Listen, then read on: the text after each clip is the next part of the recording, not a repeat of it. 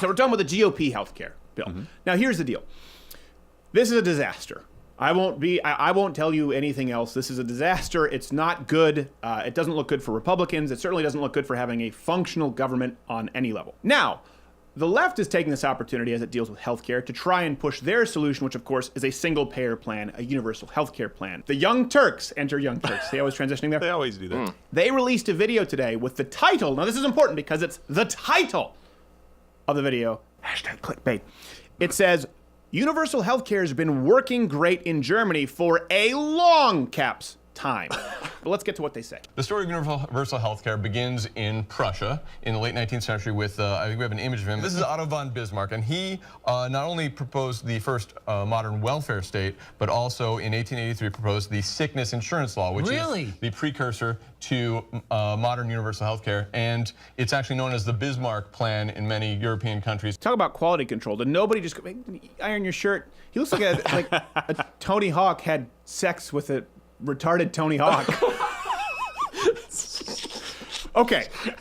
So he's talking about the first. We got the ad hominem out of the way. Yeah, out of the way. Substance only. Ad hominem. But it's not now. only ad hominem, but ad hominem in addendum to substance can be a lot of fun. So the Bismarck, he talks about the first welfare state. It's a scam. Like the welfare state is almost invariably a scam. It is a Ponzi scheme. Remember Rick Perry got so much flack for saying Social Security was a Ponzi scheme. In Bismarck, okay, the retirement age for their welfare security net was set at 70. Average life expectancy at that time was 42.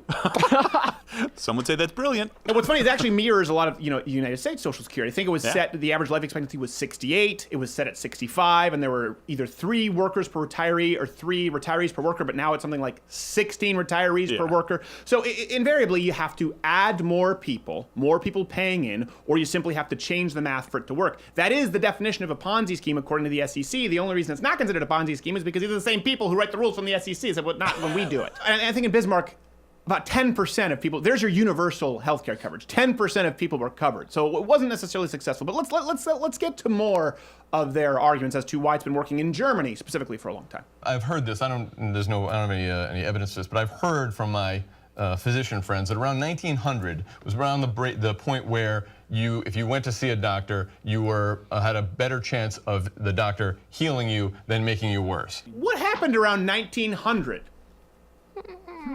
Got the entirety human of history. For some reason at 1900 is nothing, nothing, nothing, nothing, nothing, nothing, nothing, nothing. Boom! Vaccines and x-rays. It was a second industrial revolution, dumbass. Again, this was free enterprise and capitalism and technology benefiting mankind through the modern marvels of medicine. Something which, of course, is stifled under a socialized system if you actually look at medical research that's being conducted. Okay, so the Young Turks, here's a problem. I wish we had more clips. There's nothing in there about Germany. They pivot completely. Pivot completely. When you title a video, it's been working in Germany for a long time. I think clickbait is I expect a video about universal healthcare in Germany, and then there isn't one. There isn't. So let's address the arguments, because a lot of people will just see the clickbait title and say, hey, it's been working in Germany. We've had this. We've had people on the show, liberals, come up with titles, and we're going, well, hold on a second. How do you substantiate that? Well, we just so happen to have Sven Computer, our intern from Germany. So, and the reason this is important is because they've pivoted. It used to be Canada all the time, and now they're going to Germany. Kind of like when Bernie Sanders talked about Venezuela, used examples for socialism, and then he said, it's not really Denmark. The Danish prime minister said, we're not socialist anymore. Stop calling us socialist. And they go, Sweden. And then there's rape, and they go back to Germany. Like, shoot, we were just here.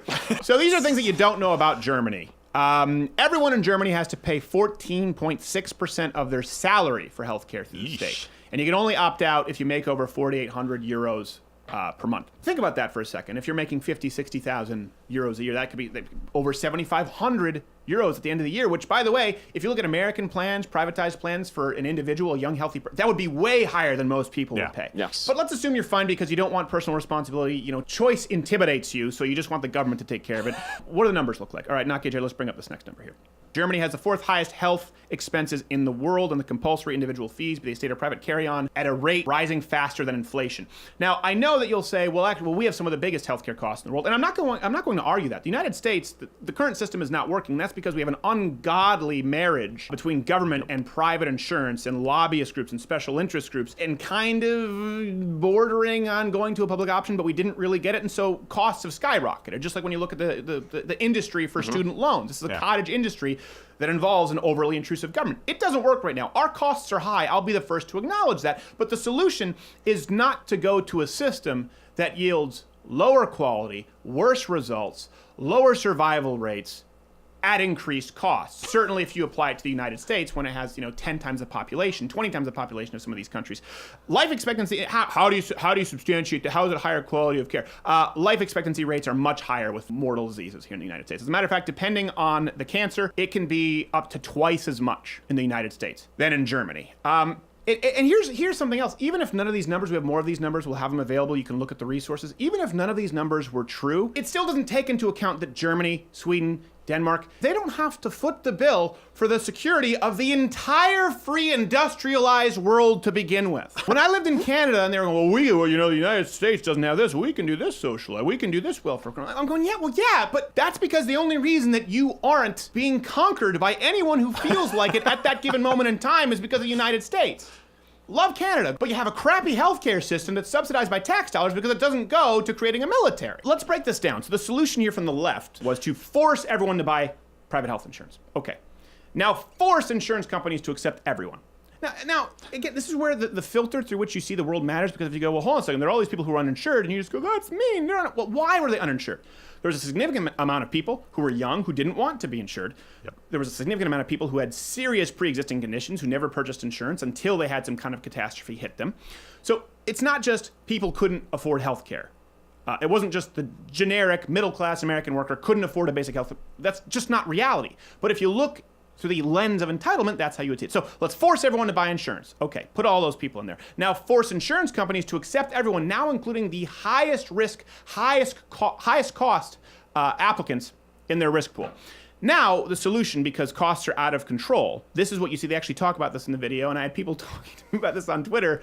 Before we go to a universal healthcare plan, a public option, we need to force insurance companies to set price maximums.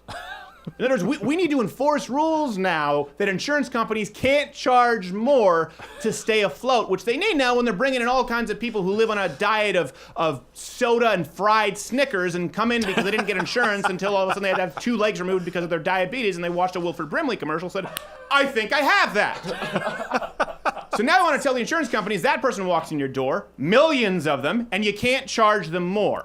Well, listen. That's a textbook's definition of capitalism. Do you even economics, bro? And what's going to happen? Insurance companies won't be able to say, and so they'll close their doors, which of course is what the left wants. They want to see all insurance companies close their doors. They want a public option, and they want the public option to be the only option, and that brings us to a single payer system.